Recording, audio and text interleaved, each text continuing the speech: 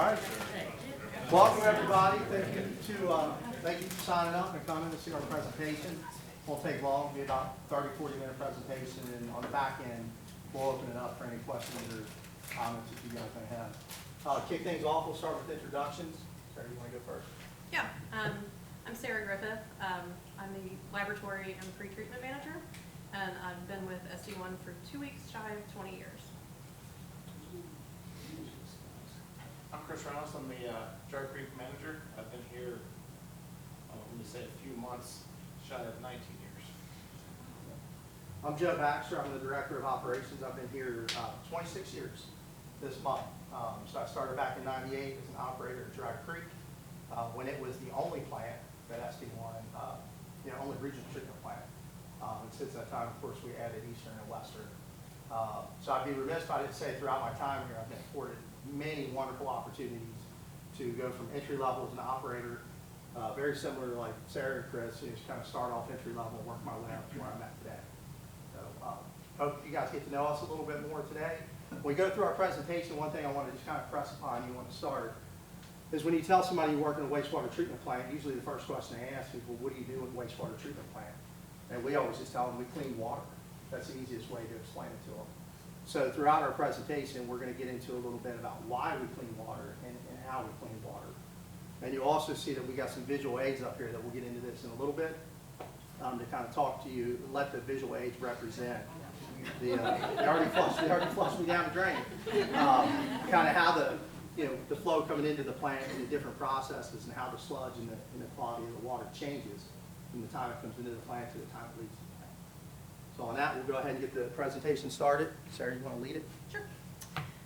So as Joe mentioned, today we're going to give you kind of a high-level overview of how and why we clean water. I am going to give you a heads up. There's a quiz at the end, so feel free to jot down notes. Yeah, it is anonymous. So, little audience participation. What is wastewater? Dirty water. Dirty water. So wastewater is any water that has been used. So any water that's been used, it could be residential, manufacturing, washing. SD1 treats and discharges 40 million gallons every day. So that's a huge abstract number. So to put it in some visual perspective, if everyone's familiar with Sunlight Pool, the former Sunlight Pool, we discharge enough water every day to fill Sunlight Pool 17 times every day. So if you're a visual learner, Sunlight Pool times 17. Of the 40 million gallons per day, 27 of that comes from Dry Creek, 11.5 from Western Regional, and about 1.16 is treated at Eastern Regional. We have 3 regional plants. We also have 4 small package plants that serve mainly schools and institutions, some neighborhoods. In addition to treating 40 million gallons per day back into rivers and streams, we prevent about 75,000 pounds of pollutants from going back into the same streams every day. So today's presentation is going to kind of give you an idea of how we go from, if you look at the table, those first 2 samples. The left is our influent, so that's what comes into the plant, and the right is our effluent. So that's what comes in and that's what goes out. Okay. So a lot of the why of what we do is mandated due to regulation. So kind of a quick overview of why wastewater treatment plants exist. The Federal Water Pollution Control Act was passed in 1948, and that is regarded as one of the initial comprehensive laws passed to preserve water quality in the United States. So that one aimed mainly at keeping waters navigable and protecting human health. 24 years later, Congress amended the Federal Water Pollution Control Act, and today we call that the Clean Water Act. the Clean Water Act established the National Pollution Discharge Elimination System, or NPDS system, that sets standards for direct dischargers, like treatment plants. It's the basis of our discharge permit, and it makes it unlawful to discharge waters into, or waters, yes. It makes it unlawful to discharge into waters of the U.S. without a permit. So, this is the water cycle. If you think back to high school science, there is that law of conservation of matter that states that matter can neither be created nor destroyed, it can only be transformed. That applies to water. So of the Earth's water supply, only about 1% of that is available for life, and we essentially keep reusing and recycling that same water. So in our area, we're going to jump into the cycle with rivers. The Ohio River is the intake for drinking water in Northern Kentucky. So Northern Kentucky Water District treats and has the ability to distribute about 64 million gallons per day. Boone County Water District also distributes about 30 million gallons per day. That water is then sent to residential, commercial, industrial users, where by their very use, they create the wastewater. So wastewater is pretty much, it mimics natural systems that exist in nature to clean water. So what we do is we control and accelerate those conditions in order to achieve clean water. And because wastewater treatment is largely biological, we'll learn later, it's largely biological and relies heavily on microorganisms that are often very sensitive to toxins. We protect the treatment plants, the collection system, and the end use of our biosolids through the pretreatment program. So SD1's pretreatment program monitors samples and permits about 55 industrial users in our area that have the potential to harm our microorganisms, to cause damage to our collection system, or to adversely affect our biosolids. Pretreatment also monitors and permits about 260 restaurants in the area to keep oil and grease out of the system so that the collection system does not experience blockages or overflows. So this is our first treatment plant. It's our oldest existing treatment plant. Dry Creek is located in Villa Hills in Kenton County. Dry Creek was built to treat 30 million gallons daily. It now has the capacity to treat about 46.5 million gallons per day. Dry Creek began, the construction of Dry Creek began in 1975 to replace the Bromley treatment plant, which was SD1's first treatment plant, that went online in 1954. So Dry Creek officially went online and started receiving flow in 1979, was dedicated in 1980, and discharges into the Ohio River near Anderson Ferry. So what makes Dry Creek's effluent a bit unique is that you can't see Dry Creek's effluent. We actually discharge under the river, and it comes back up through a multi-port diffuser that's at the bottom of the river.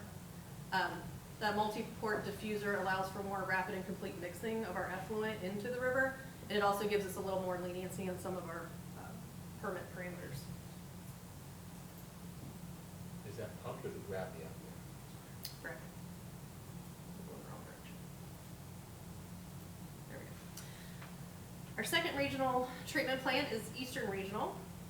Eastern Regional is in Campbell County. It serves the Alexandria area, and it serves about 4,000 customers. Eastern went online in 2007, and unlike the other two regional treatment plants, Eastern does not discharge into the Ohio River. Rather, it discharges into Brush Creek, which is ultimately tributary to the Licking River. And then finally, Western Regional is our newest regional treatment facility. It's located in western Boone County. It serves Boone and Kenton County residents and commercial industrial users. It's located in the Bellevue-Petersburg area. Western went online in 2012 with the design capacity of 20 million gallons. And it also discharges into the Ohio River. One unique feature of Western Regional is that all of its influent is received to the plant through the 6+ mile conveyance tunnel that starts on Camp Ernst and delivers flow to the front of Western Regional. So with that, I'm going to turn it over to Joe. Thank you, sir. So back to what I was saying in the beginning, when we tell people in wastewater treatment that we clean water, they get that, but it's like, well, how can you prove that you clean water? Or do you do a good job or do you do a bad job? We prove that we clean water. We report to the state through numerical metrics, so it's data. We're constantly collecting data in treatment plants. So pretty much everyone in here is probably familiar with Lucity, a lot of data entry. We use Lucity as well, but we also use a program, it's a program called WIMS, which is a Water Information Management System. And this is where all of our process control data, as well as our laboratory and our analytical data gets logged into this system. This is actually what gets uploaded into our DMR, which is our discharge monitoring report. Sarah was talking a little bit ago about discharging into the river and permit parameters and different things like that. Every plant's kind of unique as far as how their permit's set up. So each plant in Kentucky, instead of the National Pollutant Discharge Elimination System number, we have a KPDES number, which is the Kentucky Pollutant Discharge Elimination System number. We are a point source contributor to the river. So we upload these every month, and the state reviews all of our permit parameters. They look at everything, our flow, our loadings, and we're going to get into this in a little bit. But when you try to report data, and when Sarah's talking about what we do is a lot of it's on a microscopic level, we're talking about parts per million.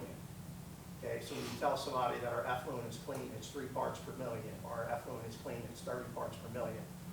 It helps to somehow be able to visualize what that looks like. And we'll give everybody an opportunity to come up and look at these a little closer. But with just a quick example here, when you're talking about metrics, if I told you that in this container there's 1 part per million, and the blue just represents water, and there's an orange bead somewhere in here, and it is in here because we have found it, that would represent 1 part per million. That would be an indication of our effluent if it was 1 part per million. And on average per month, we discharge single digits. So all of that flow, the 30 to 40 million gallons of flow, specifically at Dry Creek, our largest facility we're seeing every day, we're discharging single digit effluents. So this is just a visual indicator. Somewhere in here is an orange bead that would represent that 1 part per million. And we typically discharge less than 10 parts per million. Just something to think about there. With our data management system, obviously it's all about audit trails and accountability and responsibility. So we do change of custody.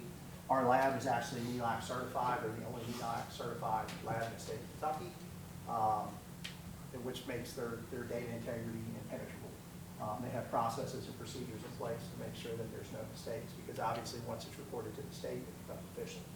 I'm happy to say across all 3 of our regional treatment plants, compliance is the expectation, not the exception. All 3 facilities run extremely well. This is just a visual representation of some of the data that we report and how it looks. We use a lot of graphs, a lot of different types of graphs, data entry, and then what you see, the big background, that's actually a copy of our DMR that's uploaded for the state to review every month.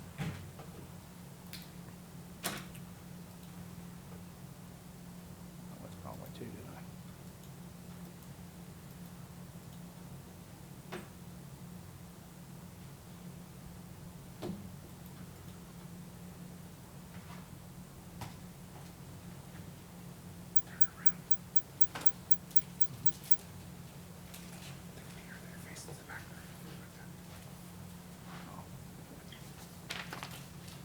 Thank you.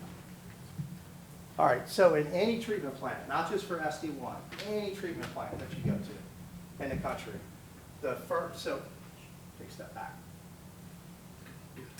We as users, we discharge, we make dirty water. It goes into our collection and conveyance system. It ultimately makes its way to a treatment plant by gravity at some point and by pump station at some point. So you got the collection and conveyance system that's conveying the wastewater to the facility. When it enters into the facility, it comes into what we call preliminary treatment, or headworks, which is what it's commonly called in the industry. This is the very first time that the wastewater enters the treatment plant. In this process, we're basically removing garbage from the waste stream. Okay, we're allowing the liquid to pass through, and anything as small as a cigarette butt or the aluminum tab off of a can, that is collected. Rags, any debris, anything that could be harmful to downstream equipment, anything that could take up space in storage tanks, we try to physically remove this. So this is preliminary treatment, also called headworks. What you're looking at here is an example of that over there. That's actually a bar screen. This also is a bar screen. Bar screens come in different sizes, different shapes, different configurations. Up top, you'll see examples of some grit, which is in the upper right. That's extremely abrasive and extremely harmful to treatment plant equipment, specifically pumps and things that rotate at high RPMs. And then you see in the top center, that's an example of just some garbage. And you would be surprised the kind of garbage that you remove from the waste stream. You would think to yourself, how do you get that down the toilet, or how do you get that down the drain? Dry Creek especially, we get a lot of combined flow. So you get a mixed variety of all kinds of trash and garbage. But make no mistake, there's a tremendous amount that's coming in. So we need to physically remove that as soon as possible before it goes on to the other stages of treatment.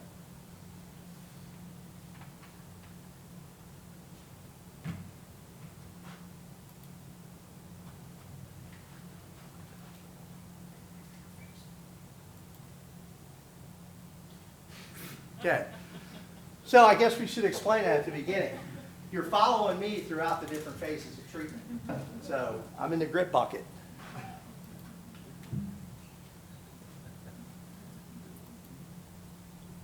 All right.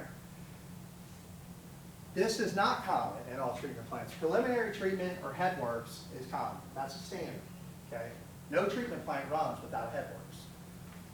What you're seeing now is primary treatment. Primary treatment is very unique, and it's a very old technology. Out of all of our treatment plants in our service area, Dry Creek's the only facility with a primary treatment process. Back in the 70s and 80s, this was kind of standard. So if you see primary treatment in another plant, then you should know that it's a very old plant. This is, like headworks, it's a physical process. And what I'm talking about when I say a physical process is as the flow enters into this process, we slow it down. We slow it down to allow anything that has a specific gravity heavier than water to settle, and anything that's lighter than water will float.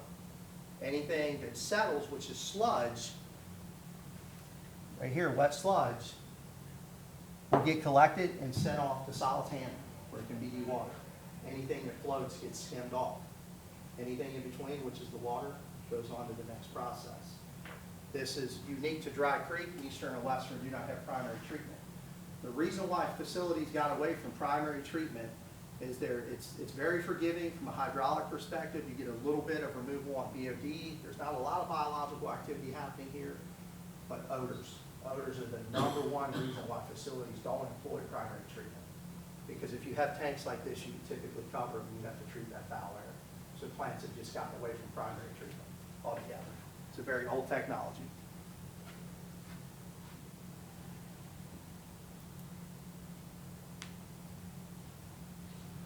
Secondary treatment. Now this is where the work really starts to happen in any treatment plant. This also is one of the most expensive processes to run because you're relying on air. You have to make air to keep the bugs alive. Bugs are just like us. Actually, the bugs that are in these tanks are byproducts of our human waste. So they need air to live, they need a somewhat warm environment, and they need a food source.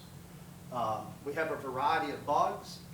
What you have up top there is what we call a water bear. Now these are things that you can only identify when you're looking at them under a microscope. The naked eye can't see these. You've got water bears up top. Who's that? Brent. Hey, you're talking. You're talking on there. You are. Special guest on. They beat you to it. All right, thanks, Chris. So real quick, you've got a water bear. We've got some rotifers up there. You've got right in the center, you've got some stalk cilia. You've got right there, the brown one looks like a worm. That actually is a worm. It's a nematode. Now you think of what are all of these, right? The demographic of microorganisms. Well, they indicate what kind of sludge you have in your process. And believe it or not, there's some good bugs and there's some bad bugs. For our area, for our particular region, when we have a bunch of stalk cilia, that actually represents a very healthy sludge. A sludge that's going to be very active, it's going to do a lot of work for you, and it's not going to cause any plant upsets. On the opposite side of that, when you end up with your higher vertebrates, like your nematodes, your tardigrades, things like that, that can indicate a very unhealthy sludge. And what that means is further down the process, instead of that sludge compacting and settling, it can start to bulk and rise.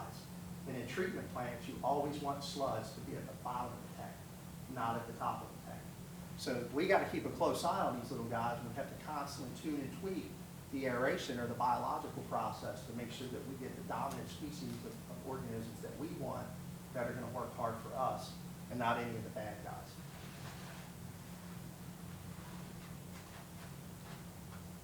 You say tweak was tweaky, more air, less air, all the above? Yep. Yep. More solids, less solids.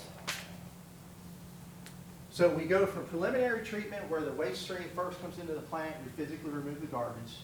We go to primary treatment, only at Dry Creek, where we allow the sludge to begin to settle, that physical process.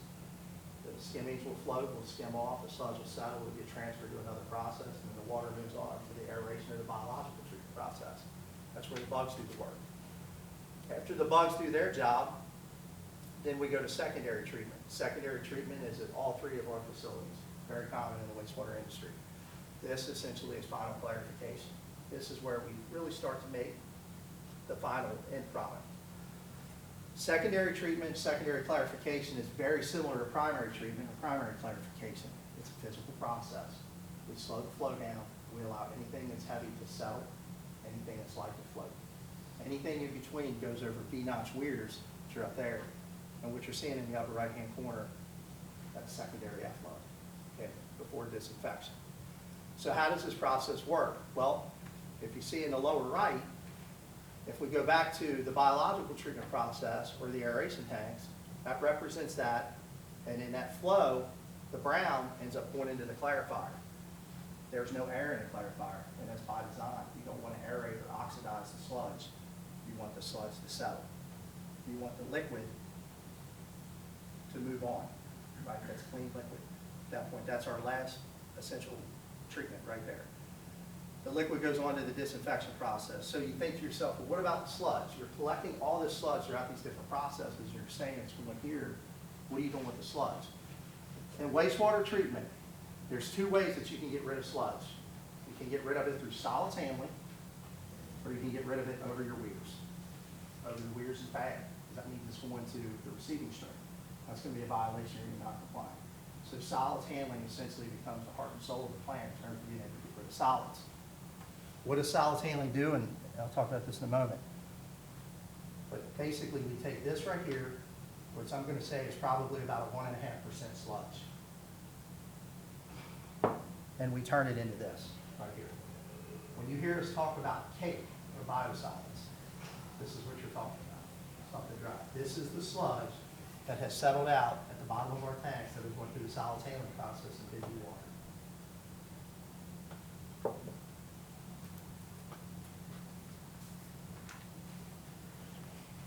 Are you back to the presentation? I'm sorry. Yeah. Hold on, I got the. I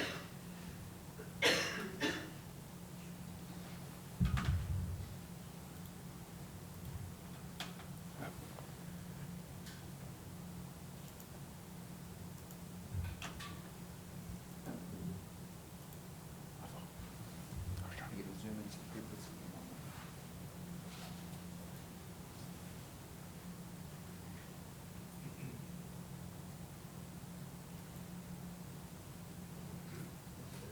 Narrow, a big clean. So those different pictures?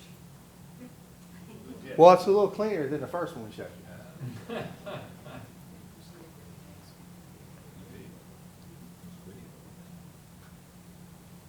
Okay, so again, This is not the last process. So solids handling is where we're collecting all the sludge throughout the plant. We collect it all and we send it to solids handling. All three of our large treatment plants, Dry Creek, Eastern, and Western, they all have solids handling. Eastern and Western have what they call belt filter presses, and Dry Creek has what we call centrifuges. But we wanted to bring an actual sample of what we call cake, or our dewatered biosolids. This is what goes to the landfill. This is what goes to the Bavarian landfill or Rumpke landfill. What you're seeing over there on the left is a belt filter press. We don't have any videos or anything, so we kind of want to keep it short and brief. But essentially what a belt filter press does, and if you think about a lot of things, if you ever come to a plant and you see some of these pieces of equipment, some of these processes, it truly does click. We basically take a sludge, a wet sludge, and we run it across a perforated belt where all the water that's in the sludge, just by gravity, it just drops out. We use an emulsion polymer to help accelerate the solids liquid separation. And as the sludge goes across that belt, it ends up going in between two belts and getting squeezed. So it's just like, you know, playing with a mud pie. You're just squeezing, and you're getting as much of the water out as you can. The process at Eastern and Western, a belt filter press will typically generate maybe a 14, on a good day, a 16% dry solid. That's not too bad. The centrifuges at Dry Creek are a little different because they're spinning at high RPMs, and they'll generate a 28 to 30% solid. This right here represents a 28 to 30% solid. So it's great in terms of what's going in the landfill because you can maximize your payloads and you're hauling less water and you're hauling more biosolids, which is the goal. In the business, we don't call that biosolids, we call it cake. It's just an old school term, but officially it's actually biosolids. All right, I'm gonna go ahead and hand it over to Chris and he'll wrap it up and then we'll open the floor for any questions you guys may have.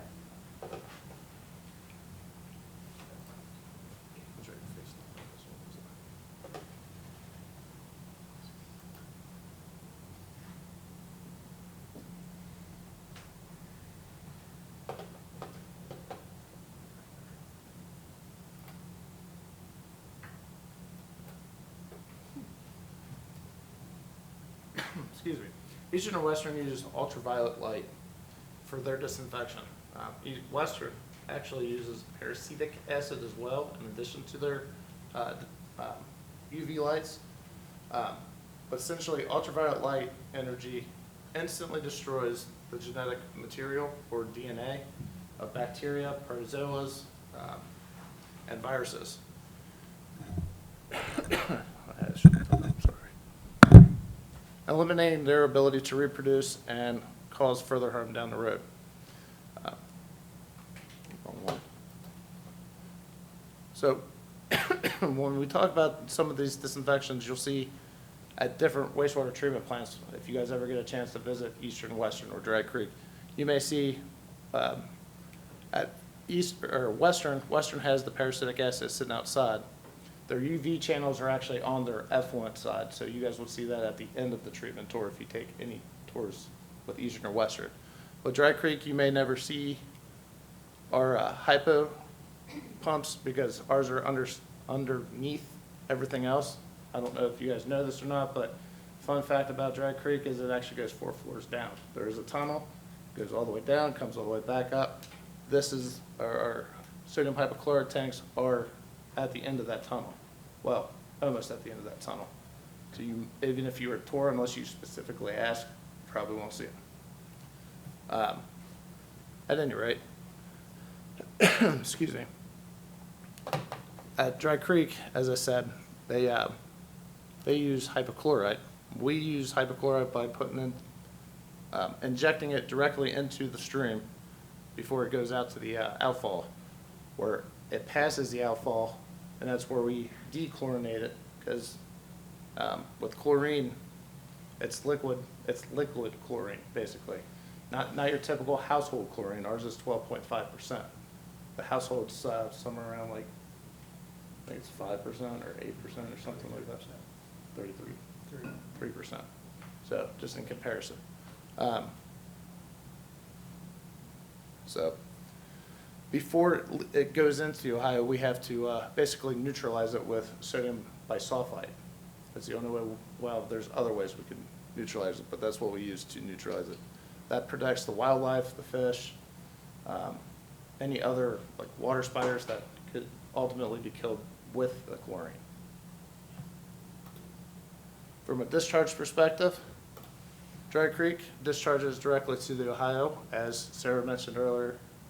Yeah, it was Sarah that mentioned earlier that we have diffusers underneath on the bottom. With, if it works, with Western Regional, it also direct discharges into the Ohio. Obviously, you can see some of the cascading rocks there as well. Eastern also has cascading rocks. Both of them also have cascading steps before they hit those rocks. The point of the rocks, the cascading, it's ultimately a way of speeding up nature.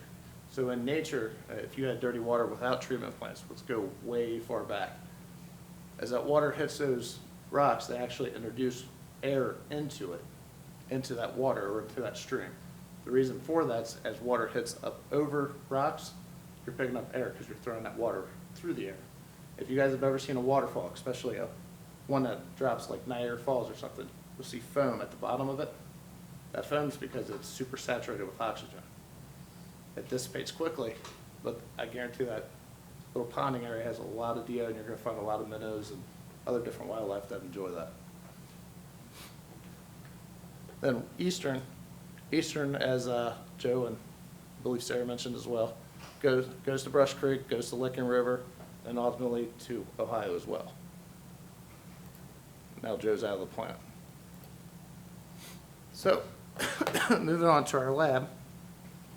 The lab processes about 50,000 samples a year. I believe it was more at that one time, but that includes solids, BOD, COD, nutrients like phosphorus and nitrogen, bacteria, metals. What else am I missing? I believe you mentioned that they're NELAC certified. Don't know if you guys know this or not.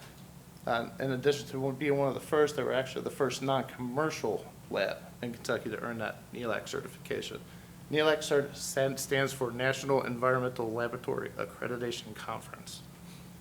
Essentially, that accreditation it's an accreditation aimed at providing a consistent set of quality standards for environmental data.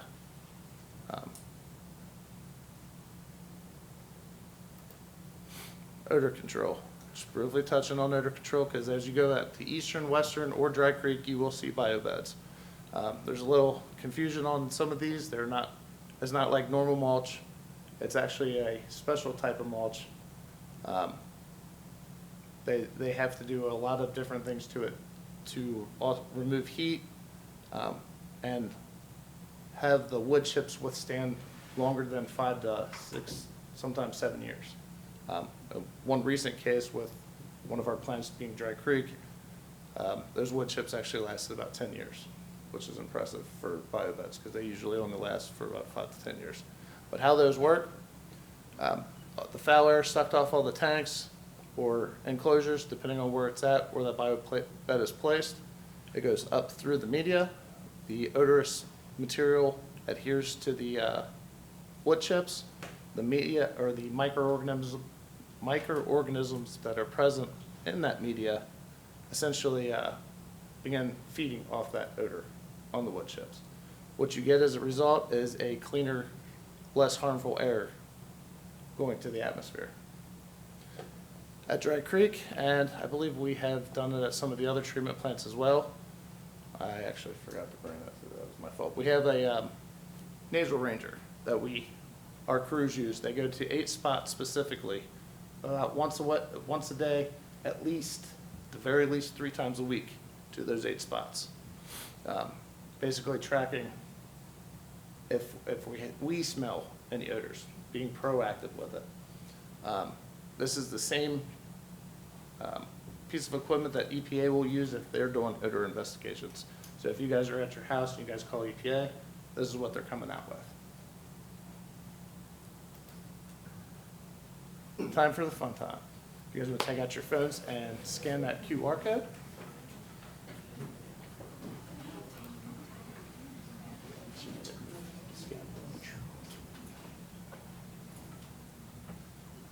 Back Sorry, I botched that a little. You guys killed me a little bit now.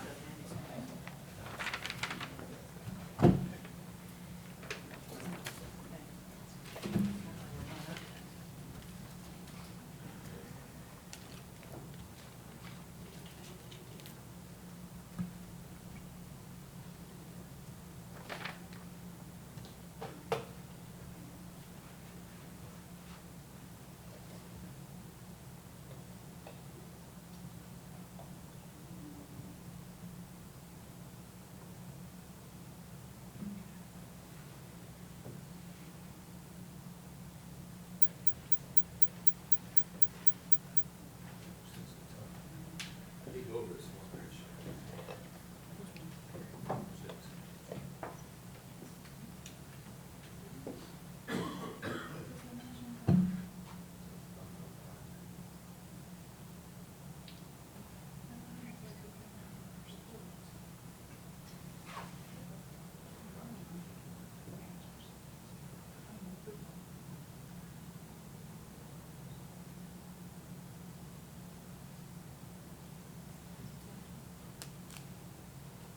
Hey, Doug? I see that.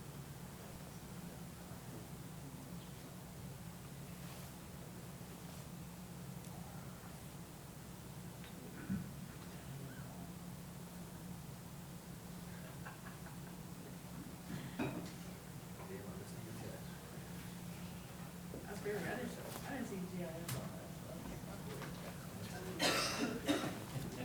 That's weird. Oh, see, it looks like you said, like, you told you. Oh, good, I didn't submit my answer yet. See real quick.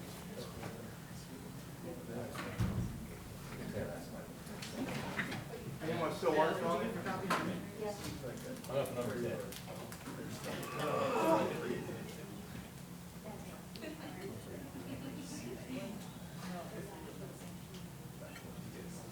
All I saw was the tunnel driving. And I missed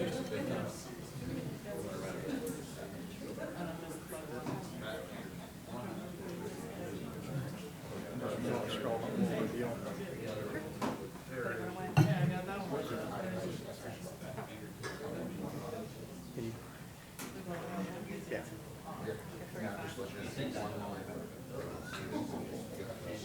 Yeah. They're just gonna hear. All right, so some of these may still be finishing, so we'll go down through here.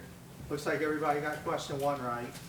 So a little fun fact about Dry Creek, Jerry may know this with being GIS. Actually, there's a portion of the plant that's actually located in Erlanger, and we just tell everybody Bill Hills because it sounds cool. Jordan is there, everything's wrong with the road. Question number 2, looks like somebody got this wrong. And this may be on us, I don't actually remember if we talked about the tunnel, the big conveyance tunnel. Shut up. So, you know, we don't highlight a lot of things that we try to in treatment plants, because we think what we do is, as you can see with question number 10, we think it's pretty impressive. We think we're pretty cool. But Western Regional was actually, at the time it went online, I think in 2012, it was kind of like an engineering marvel, because they put this massive, large diameter conveyance tunnel that actually feeds the plant. And we're still to this day kind of getting familiar with the behaviors of that tunnel and how it introduces flow to the plant.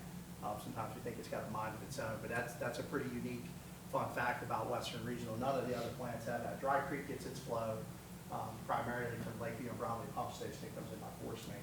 And of course, once it hits the plant, everything's always gravity. Eastern Regional gets our flow from an inflow pump station, but Western, what makes it unique is it gets its flow from that large diameter tunnel. Looks like question 3, some people struggled a little bit. What technology is used to disinfect treated wastewater prior to being discharged to rivers and streams at 2 of our regional treatment plants? So the correct answer is obviously ultraviolet light or UV light. The other ones, well, I don't know why you guys selected those, but I don't know. I mean, we did talk about, I guess, biobeds and biofilters, but so just to kind of touch on that a little bit, as Chris was saying, The disinfection technique at Dry Creek is different because you're talking about destruction of pathogenic or disease-causing bacteria. And we have a total residual chlorine limit, or a TRC limit. So even though we destroy that bacteria with sodium hypochlorite, we cannot discharge any residual chlorine into the receiving stream.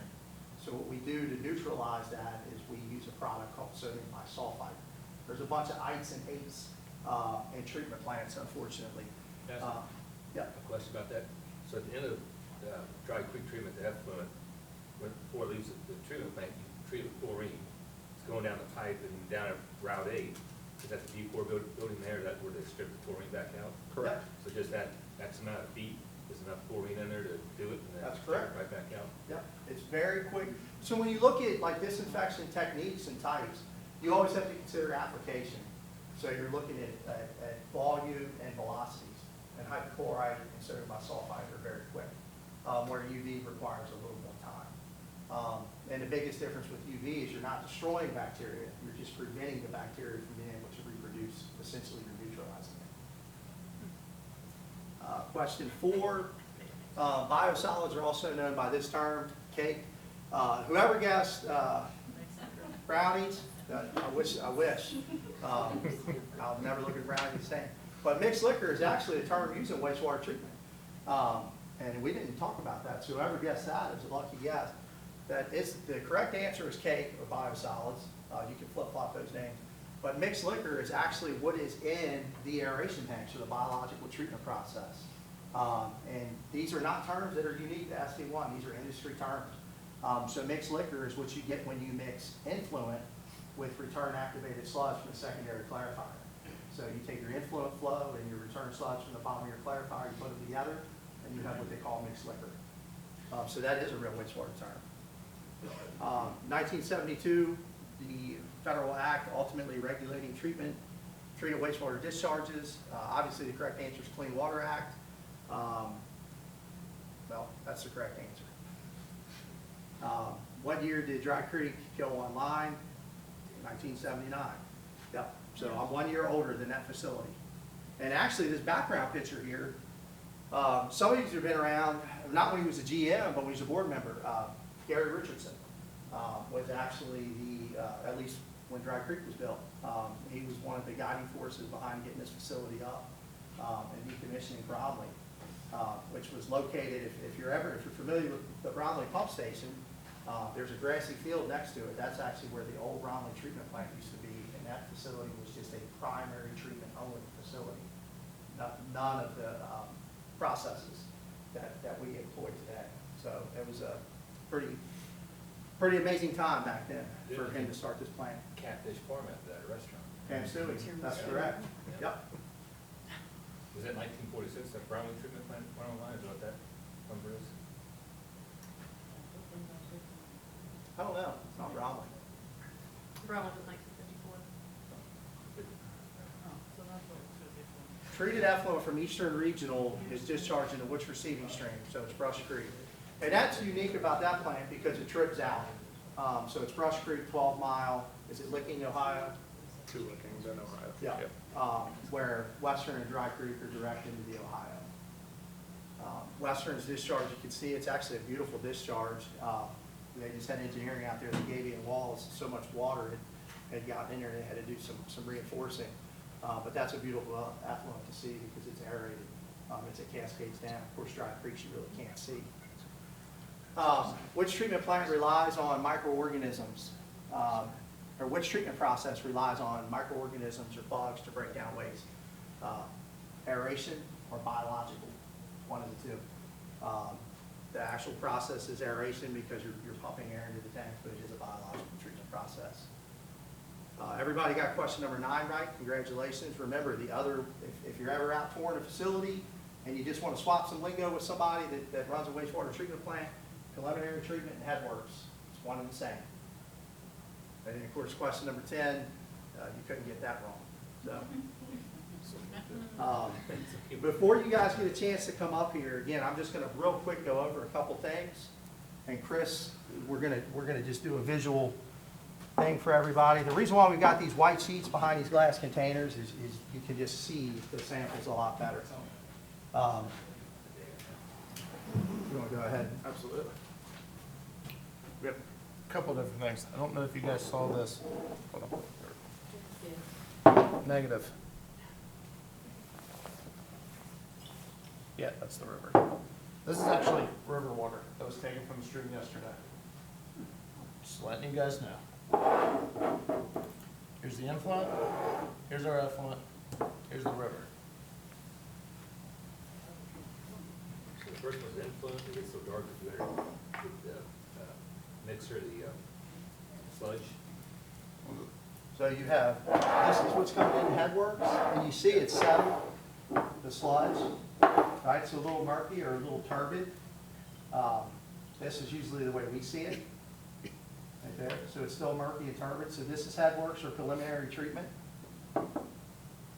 This is primary or sludge from biological treatment, depending on what facility you're at. It settles out. This is dewatered sludge or pressed sludge. That's final effluent. When we tell people what we put into the river is cleaner than what's in the river, it's truly not an exaggeration. We're point source discharges, so we know what we're putting into the river. And you gotta remember, the river is not like the ocean where it doesn't compact. You got a lot of mud, you got a lot of dirt in there. So we don't run samples on this to determine the parts per million, but obviously it's definitely a little dirtier than our effluent. That is the river. And what Chris is gonna do is give you a visual comparison between our effluent and bottled But water. because Andy likes to question everything, I need you to confirm that seal, please. Oh, see, it's like, But it does Andy. You didn't say taste test. not asking questions, you don't know it yet. You don't know when the creek opened. Saturday, I went back and changed.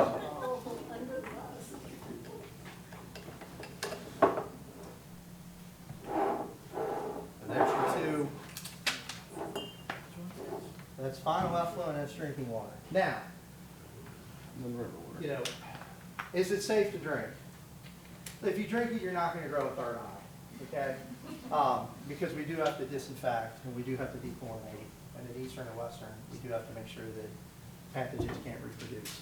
It's not, our treatment is in some ways similar to what a water treatment plant does, but in other ways very different. We do not treat for consumption, we treat for discharge. Northern Kentucky Water, Boone County Water, their intakes are on the Ohio River, on the Licking River. But they have a slightly different process.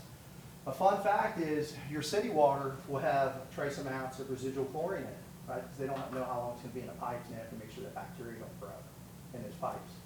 They're actually allowed to have more chlorine in the water that we drink than the water that we discharge, oddly enough. But it is different. I would not drink it, but if you get it on you, nothing bad's gonna happen.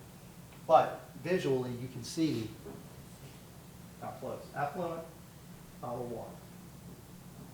So, pretty impressive. And again, we do this every day. Like Sarah said, our flows, when she reported on our flows, those are normal dry days. Because we live in a system with a lot of combined flows, we do deal with a lot of hydraulic issues during wet weather, and actually several hours and several days after wet weather events. Because as you know, across the Tri-County service area, it can take days sometimes for all of that flow to ultimately make it to and through the treatment plant. When you look at all these, I'm gonna kind of sidestep here to these. Sarah was talking about industrial pretreatment. Pretreatment's function, as she mentioned, is obviously to protect the collection and conveyance system and ultimately protect the treatment plant. Making sure that industrial users aren't putting things down into the system that could cause harm to the environment or our processes. This is just a visual. This is mostly just water, but this is what we see in a treatment plant. So you don't always get just a murky looking influent. Sometimes you get a blue influent. Sometimes it's pink, sometimes it's orange, sometimes it has a pleasant odor. It smells like soap. Sometimes it has an obnoxious odor. It varies. But it's not uncommon for you to walk into a treatment plant and see orange or green or yellow or purple. We see that quite a bit. So we wanted to just kind of let you know, see that just to be able to visualize. And these two containers, as I mentioned, somewhere in here, I actually think Jesse found it the other day, there's one orange bead, which represents 1 part per million. And our effluent is typically single digits. 9 or less. So just pretend that there's 9 orange beads in here.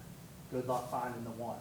That's how clean that is in terms of solids, in terms of parts per million. And then again, we have other parameters, residual chlorine, pH, DO, a number of different parameters that we have to meet. It's a very stringent permit. This container over here is got some more options. So the orange bead still represents 1 part per million. There's 10 white beads in here that represent 10 parts per million. 100 green beads, which represent 100 parts per million.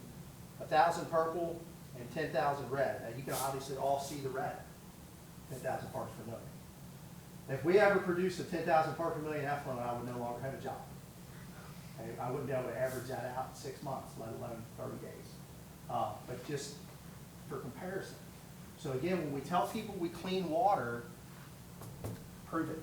How do you clean the water? And unfortunately, you can't just have a panel of people look at the water and say, well, that looks clean. We have to give it some sort of numerical value to prove that we are cleaning water.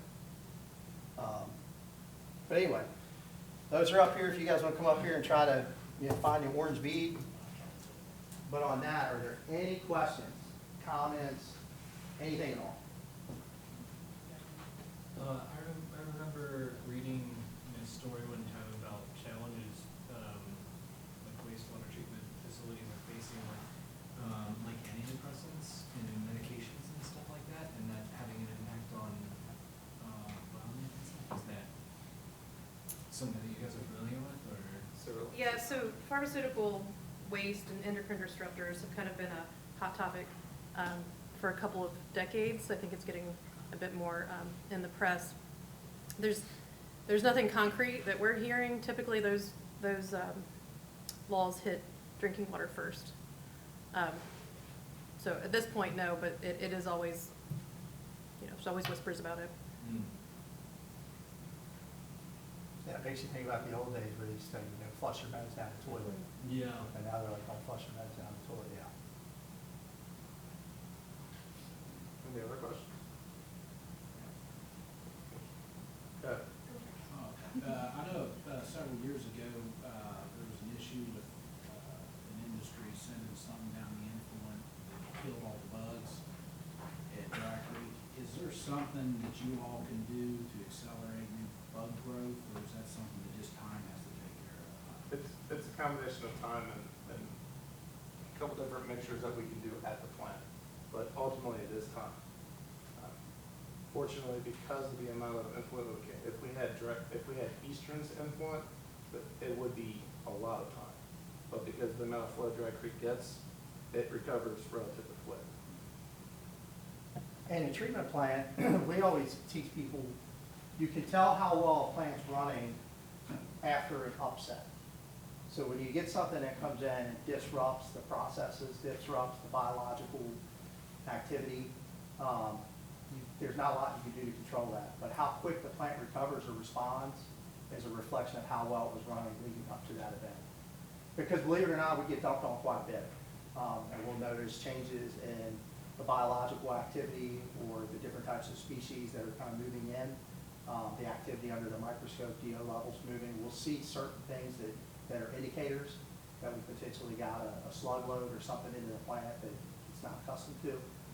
But fortunately, to Chris's point, because you're dealing with 30 million gallons a day, you can essentially reseed or recover usually within several hours to a day. Eastern's a little less forgiving. A lot of times in treatment, you always say no more flow, right? For every gallon of water that we keep in a pipe is a gallon of water that we have to convey and treat, right? Obviously, a cost associated with that, but there's also some process control challenges with that. Dry Creek and Western are a little more forgiving. When you're dealing with a facility like Eastern, it's the opposite. You say we want more flow because most of their flow actually comes from Hillshire or Tyson Foods industry.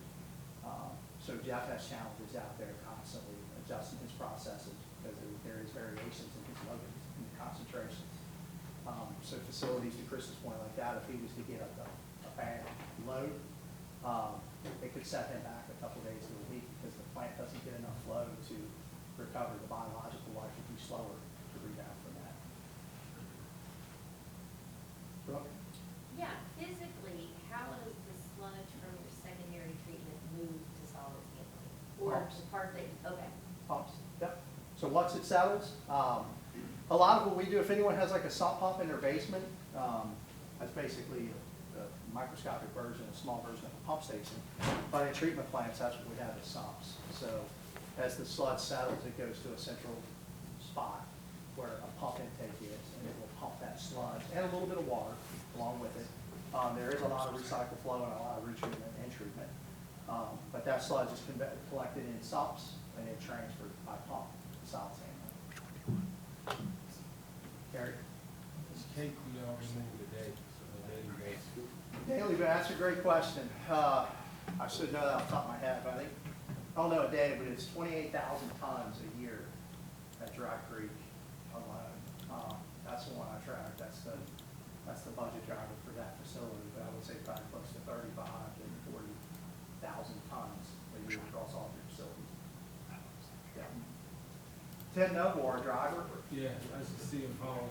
he's the million-mile man. He's the only one in the district that's ever driven 1,000,000 miles.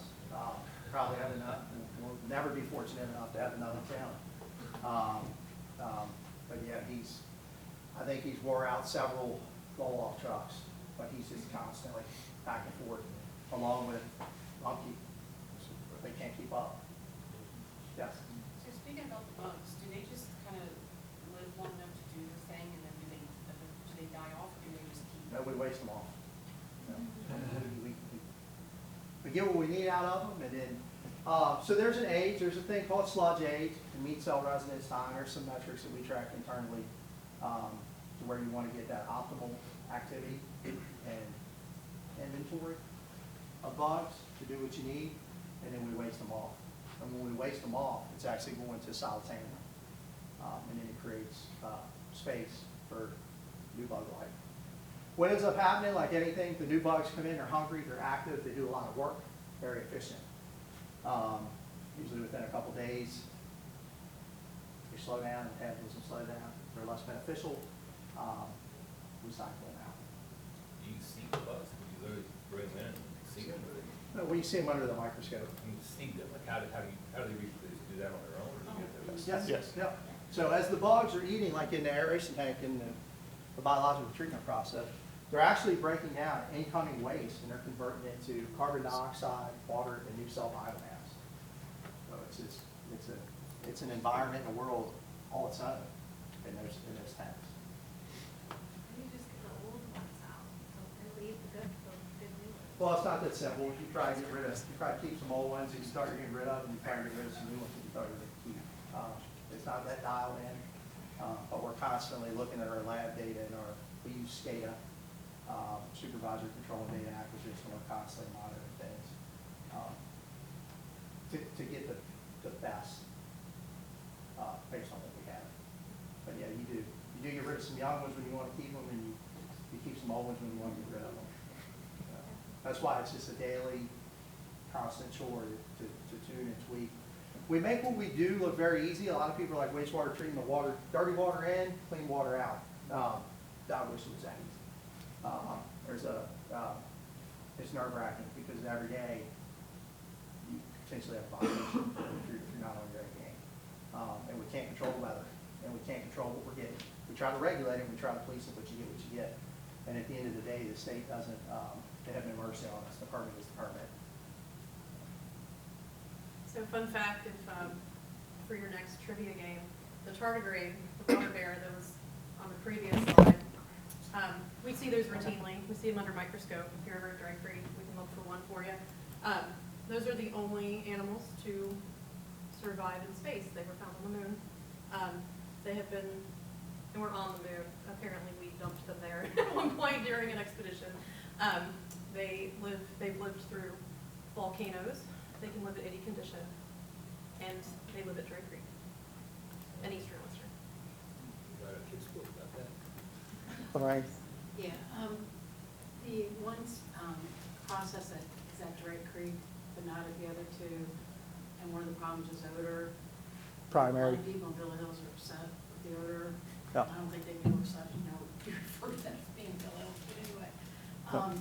Is it that? Or is it a combination of that and the atmospheric conditions? It's a, yeah. So when I say the primaries, they're a source of odors. They are not the source of odors. They are a contributor at Dry Creek. Eastern and Western don't have primaries and they have odors. They're, they just don't have houses all around them. But odor control and treatment is very, it's a very elusive thing because we use the nasal ranger to not only try to qualify, but to try to quantify an odor. So just because you see somebody with a nasal ranger and they detect an odor, that's not necessarily means that it comes from the treatment plant. And there are thresholds. The Division of Air, you know, there is a tolerance between what they consider to be a present obnoxious odor versus what they call non-compliant. But it is very subjective, and it depends on the nose of the person using the nasal ranger. Yeah, but odors is something, that is a topic that we're actively looking into. Obviously, we hear the concerns in the public, but it's not just because of that. We're doing it because we're trying to be proactive.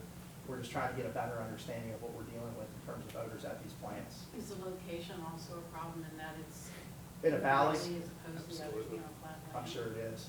Yeah. Yes?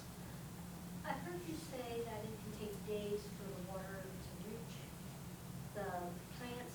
How long, once it reaches it, does it go through all these processes to be put back out as clean water? Yep. So now keep in mind, there's a lot of side stream, recycle, and retreat. But if you were to just drop a ball or drop my head in, on a normal dry day, it's about 18 and a half hours detention time. I'd say 18 to 20 hours.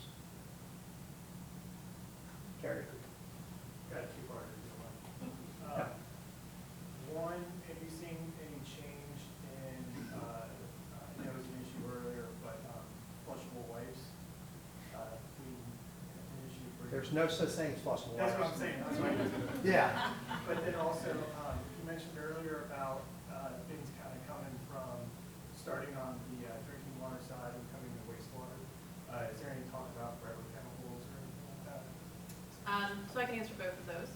Flushable wipes are a huge problem. I'm sure your collection system guys can attest to that. But they're not like changing, it hasn't changed at all, like has it gotten better? I would actually, I have to refer to collections. I usually get involved when problems have occurred and we send out targeted messaging to folks, but as you see in stores, they're still there. So hopefully. As far as the PFAS issue, that is, it's inevitable, but it's taking a long time. There's still not a consensus. There's thousands of PFAS compounds. EPA is still working to agree on which ones they would even include in regulations. There are a few states that already have regulations themselves, like Michigan has their own because they're more sensitive to water issues at the moment. But at this point, we're just kind of in a wait-and-see pattern. You will notice, though, as you go into a lot of restaurants or restrooms, there are messages. We are through education and just communication trying to get it to where, you know, people are aware, don't flush, you know, things down the toilet. So on the treatment plant, we do see it, despite collection systems or pump station's best efforts, they do make their way through. We do find a lot of fibrous, raggy, flushable, because it gets ground up in the pumps, right? So it becomes spaghetti. But what happens in a treatment plant when you slow everything down and you're encouraging things to coagulate, come together, and settle as a mass unit, that stuff reforms and it ultimately turns into what's equivalent to paper mache. So it gets on mixer shaft, pump impellers, bar screens, it'll blind the face of the bar screen. So we do deal with that. I wouldn't say it's gotten any better or any worse. I would say it's pretty much static. We're just more sensitive to it now, so we do things a little earlier than we used to. And then we just try to communicate back to the best of our ability about, you know, what's appropriate to flush and what's not. And those odor machines you use, does it just give you a percentage of like between good air and bad air, or can it differentiate what certain odors are? The nasal ranger? Yeah. No, it's the user. So there's what we call descriptors, where we'll describe what the odor is like. Musty, earthy, fruity. There's a bunch of different descriptors. And then there's a dial on it, and it's all based on what they call E over T, or dilution to threshold, how much foul air you're bringing in relative to ambient air. And that's an equation done on the dial. And as long as you're above 7, you're good. Once you get below 7, it becomes non-compliant. Above 7 or below 7 is subject to the person sniffing on the other end. So there is no instrument, there is no readout, it doesn't tell you anything. Everyone in here could use the exact same instrument and get different results.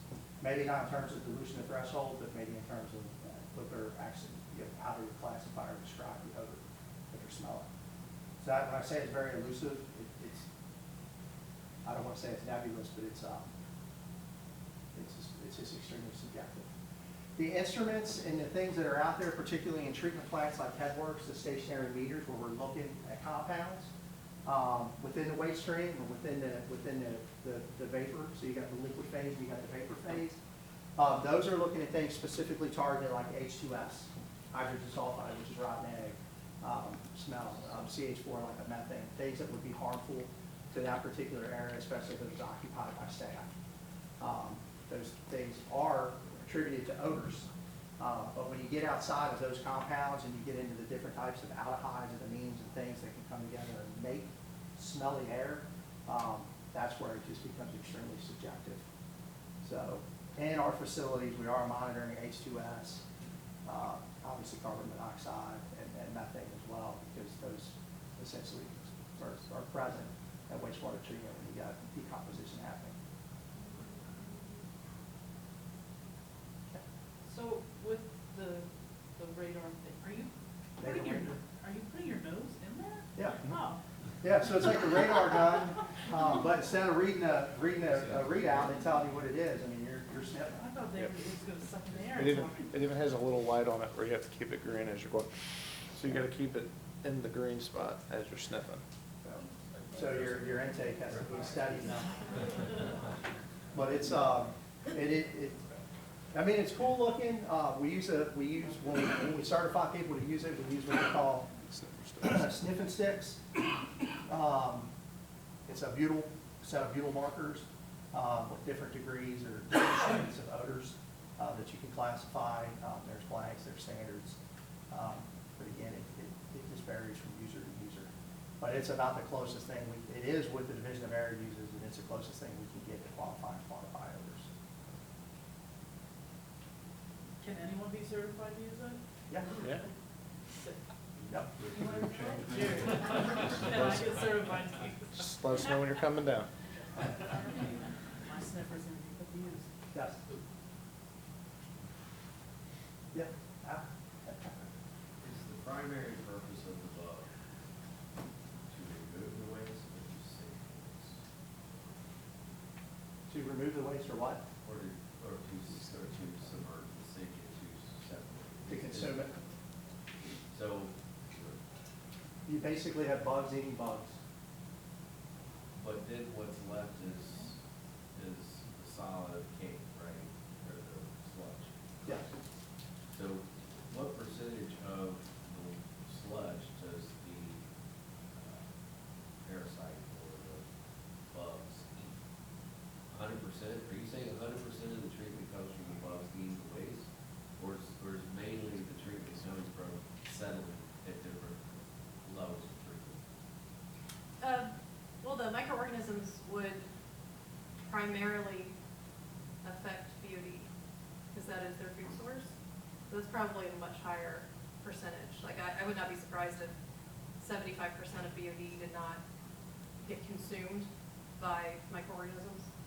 I'm not sure how much effect they have on the cell. So, All right, so let me ask the question a different way. What are the bugs eating? BOD. And So what is that? any organic Biochemical carbon oxygen source. demand. That's what BOD stands for, is for biochemical oxygen. So So just any organic waste that's in this waste stream. So bugs eat 100% of the organic waste. And that is the primary benefit, or that's the treatment. Yeah. And then whatever settles out, just settles out as additional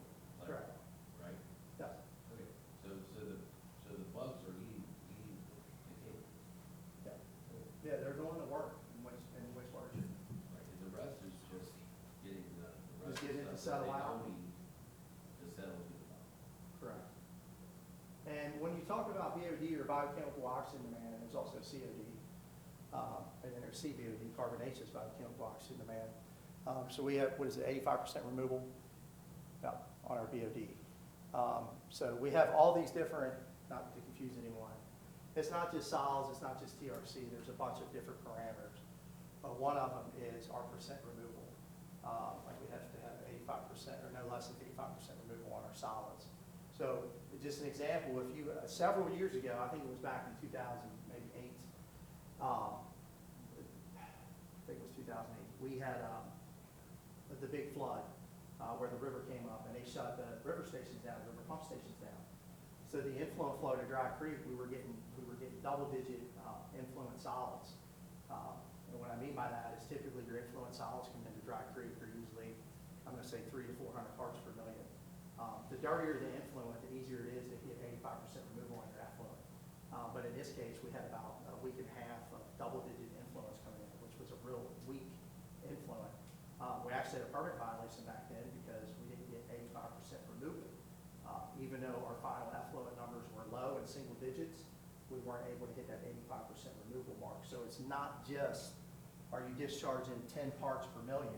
That's one component, but the other component is, did you remove 85% of what was coming in? So it's a little tricky in that regard.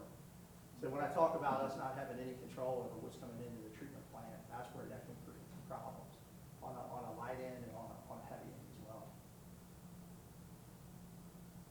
With, in the primary stage, when not like all the trash, wipes, everything gets hit within the cot, Preliminary. in the preliminary, does that also turn into cake, or where does that stuff go? That actually gets, that's a great question. So that gets removed by the bar strings. There's a couple different kind of bar strings, but I'll just describe it as basically just picture plastic or metal fingers, just rows of them, just coming up. So the waste stream's coming in and water is flowing through those slots. It's continuing on to primary treatment or another process. And as that garbage is removed, it's dumped on a conveyor, and it's either screwed, pressed, or conveyed down a chute into a dumpster. And that goes to the landfill. There's no treatment. That actually, in the treatment plants, the grit garage, where that's the grit and screens go, is probably the stinkiest or nastiest part of what's our treatment plant. But that's a great question. Any other questions? Do you guys feel like you learned something? Yeah. Nice. Great, great presentation. Okay.